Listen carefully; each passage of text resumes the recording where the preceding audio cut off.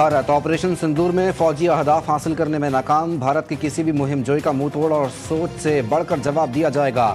جنگیں میڈیا، ہتھیار یا سیاست سے نہیں بلکہ حوصلے، قابلیت اور اداروں کی طاقت سے جیتی جاتی ہیں۔ فیلڈ مارشل کا بھارت کو دو ٹوک پیغام۔ سید عاصم منیر کا نیشنل ڈیفنس یونیورسٹی اسلام آباد کا دورہ، مسلح افواج کے فارغ التحصیل افسران سے خطاب میں کہا، دو طرفہ فوجی تصادم میں دیگر ملکوں کو شامل کرنا بھارت کی ناقص سیاسی کوشش ہے۔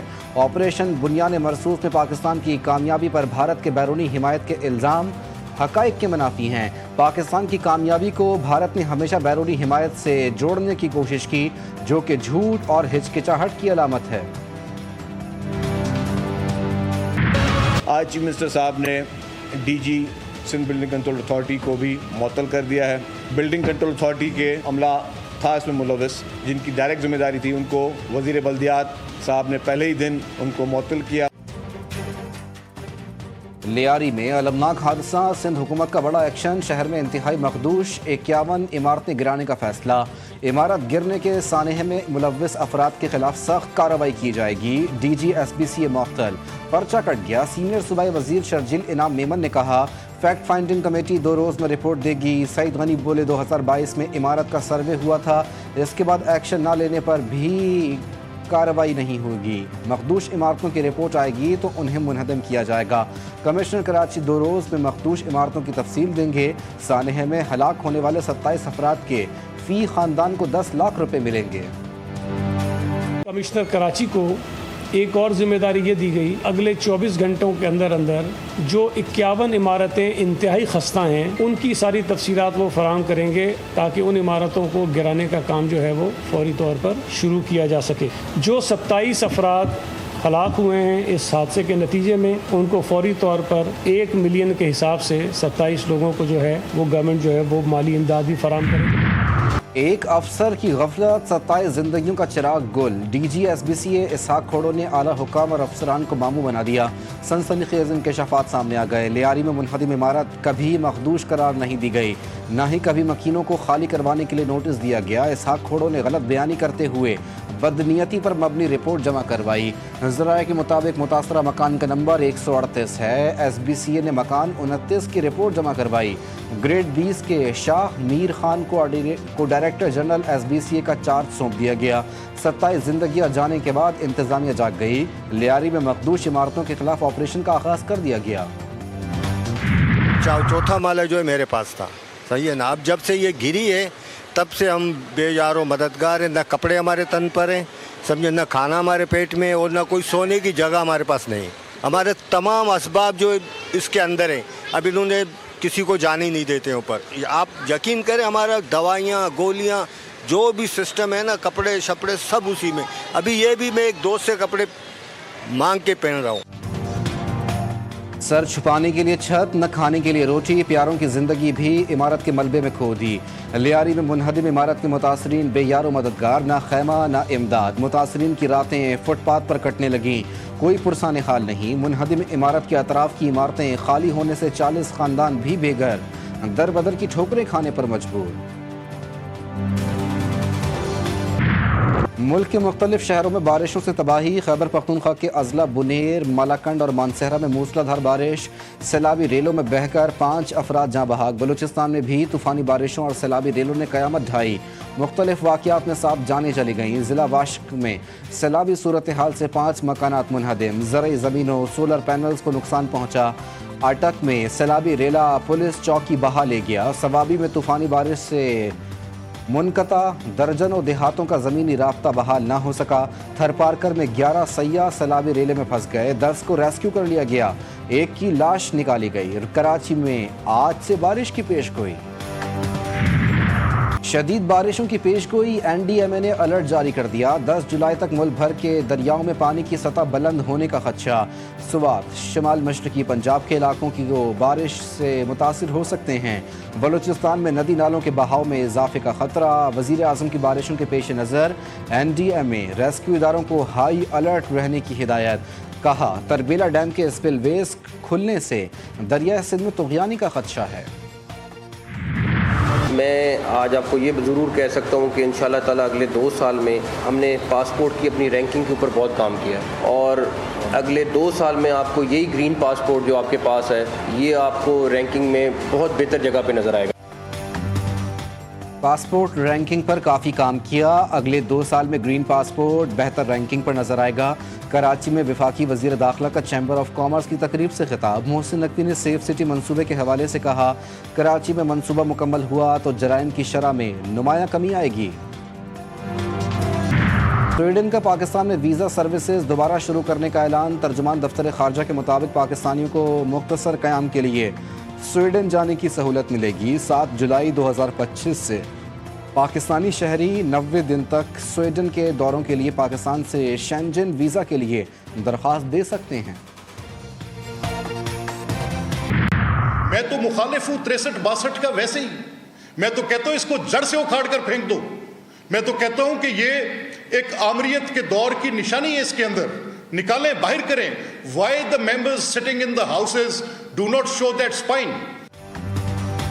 آئین کی دفعہ 62-63 کا مخالف ہوں، چاہے تو انہیں نکال باہر پھینکیں، یہ دفعات آمریت کی نشانی ہیں۔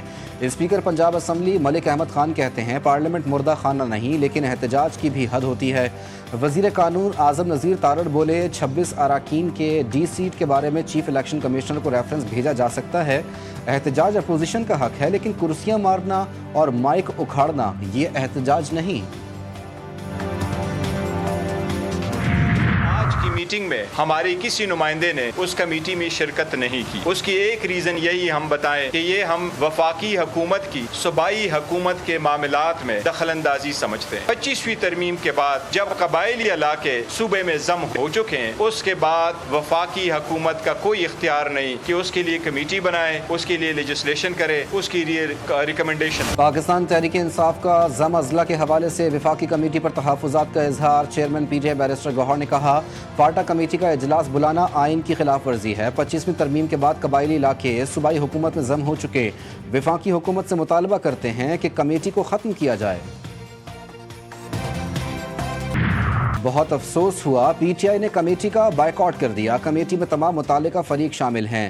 وفاقی وزیر امور کشمیر امیر مقام نے کہا ضم اضلاع میں عوام کی حالت بہتر بنانے کا ٹاسک ملا ہے، وزیر اعظم نے ضم اضلاع میں جگہ سسٹم پر کمیٹی بنائی۔ اسرائیل نے ایران پر حملوں کے دوران مجھے بھی قتل کرنے کی کوشش کی لیکن ناکام رہا، قتل کی کوشش کے پیچھے امریکہ نہیں اسرائیل تھا۔ ایرانی صدر مسعود پزشکیان کا امریکی صحافی کو انٹرویو، بولے نیتن یاہو 1984 سے ایران پر ایٹمی ہتھیاروں کی تیاری کا الزام لگا رہا ہے، ایران نے کبھی بھی ایٹمی ہتھیاروں کی تیاری کی کوشش نہیں کی۔ سید آیت اللہ علی خامنائی نے ایٹم بم بنانے کو حرام قرار دیا۔ ایران میں جارحیت پر اسرائیل اور امریکہ کا احتساب نہ ہوا تو پوری دنیا نتائج بھگتے گی، ایرانی وزیر خارجہ کا سخت انتباہ۔ ایران اسرائیل جنگ کے دوران 5 اسرائیلی فوجی اڈوں کو ایرانی میزائلوں نے نشانہ بنایا، برطانوی نشریاتی ادارے نے ریڈار ڈیٹا سے حقائق نشر کر دیے، اہم ایئر بیس، انٹیلیجنس سینٹر اور لاجسٹک بیس پر بھی بمباری کی گئی۔ اسرائیلی فضائی دفاعی نظام 16% میزائلوں کو تباہ کرنے میں ناکام رہا۔ لاڑکانہ میں تالاب سے 4 بچیوں کی لاشیں مل گئیں، گزشتہ شام چاروں بچیاں والدین سے ملنے کھیتوں کی طرف گئیں اور لاپتہ ہو گئی تھیں۔ علاقہ مکینوں کے مطابق ایک بچی کی لاش پانی میں تیرتی نظر آئی، پھر دیگر کو تلاش کیا گیا۔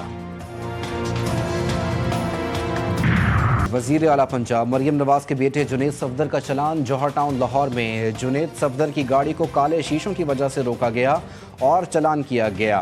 وزیر اعلیٰ مریم نواز کے بیٹے جنید صفدر کا چلان کرنے والی ڈالفن پولیس ٹیم کو شاباش، کہا آپ نے قانون کی پاسداری کو یقینی بنایا ہے، قانون کی بالادستی ہی ہماری حکومت کی پہچان ہے۔ لاہور میں کالے شیشوں والی گاڑیوں کے خلاف کارروائیاں تیز، ٹھوکر نیاز بیگ ناکے پر معروف ٹک ٹاکر رجب بٹ کی گاڑی روک لی گئی، گاڑی کے شیشوں پر لگے سیاہ پیپرز اتار دیے گئے۔ ایس پی ڈالفن کا کہنا ہے کہ اب تک سینکڑوں گاڑیوں کے خلاف قانونی کارروائی کی جا چکی ہے۔ عمر کم بڑا کارنامہ، کہاں ہے حکومت، کہاں ہے قانون؟ بچے کو گاڑی چلانے کی اجازت دینے والے والدین اور نظام پر سوالیہ نشان۔ لاہور کے علاقے شاہدرہ میں کم عمر بچہ قاتل بن گیا، 14 साला कमसिन ड्राइवर की तेज रफ्तारी 3 मोटरसाइकिल सवारों को रौंद डाला, 1 जाँ बहक और 2 शदीद जख्मी। हादसे की सीसीटीवी फुटेज जीटीवी न्यूज़ ने हासिल कर ली। मुलजिम हाशिर गिरफ्तार, जाँ बहक शहरी के भाई की मुद्दत में मुकदमा दर्ज। कराची के इलाके कोरंगी में दिन दिहाड़े 10 लाख रुपए की डकैती, मुलजिमान ने खातून और मर्द से 10 लाख रुपए लूट लिए। सीसीटीवी फुटेज जीटीवी न्यूज़ ने हासिल कर ली। मुकदमे के मुताबिक मुलजिमान ने रास्ते में रोका, रकम का तकाजा किया, सास ने 5 लाख रुपए दिए। मुलजिमान ने कहा 5 लाख रुपए और दें, हमारे पास पक्की इतला है। मुलजिमान ने पूरे 10 लाख रुपए ना देने पर कत्ल की धमकी भी दी। दहशतगर्द इसराइल को लगाम ना डाली जा सकी, गजा में सुबह से जारी हमलों में मजीद 35 अफराद शहीद, दर्जनों जख्मी। 24 घंटों में शहादतें 100 से तजावुज़ कर गईं। 10 अफराद को इमदादी मरकज़ पर निशाना बनाया गया। कतर में इसराइल और हमास के दरमियान जंगबंदी मुज़ाकरात का पहला दौर बेनतीजा ख़त्म। फ़लस्तीनी हुक्काम का कहना है कि इसराइली वफ़द को मुआहदे के इख्तियारात हासिल नहीं थे। जंगबंदी मुआहदे में अहम पेशरफ्त मुतवक्के। इसराइली वज़ीर आज़म अमरीका में मौजूद, ट्रंप से मुलाकात करेंगे। गजा में जंगबंदी के हवाले से बातचीत की जाएगी। इसराइली फ़ौज का यमन के हुदैदा बंदरगाह पर फ़िज़ाई हमला। यमनी बंदरगाहों रास अल ईसा, हुदैदा और अल सैल्फ से इनखला के हुक्म के 15 मिनट बाद बमबारी। इसराइल ने हमले को यमनी फ़ौज की जानिब से बोहरा अहमर में तिजारती जहाज़ मैजिक सी पर हमले का जवाब करार दिया।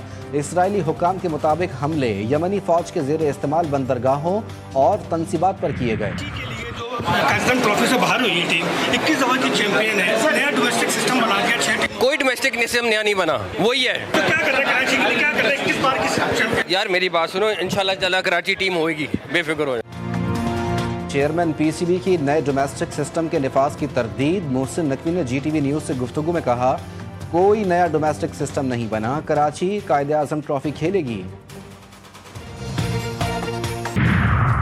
आईसीसी में एक और भारतीय अहम ओहदे पर तैनात। आईसीसी में जय शाह के बाद संजोग गुप्ता को आईसीसी का चीफ एग्जीक्यूटिव मुकर्रर कर दिया गया। आईसीसी के मुताबिक संजोग गुप्ता आज से चीफ एग्जीक्यूटिव आईसीसी की जिम्मेदारियां संभालेंगे। और कतरी शहजादी ने पाकिस्तान की बुलंद चोटी नांगा पर्वत सर कर ली। शेखा अस्मा अल सानी नांगा पर्वत सर करने वाली पहली कतरी खातून बन गईं। खतरनाक मौसम और दुश्वार गुजार रास्तों के बावजूद नांगा पर्वत पर कतर का कौमी परचम लहराया।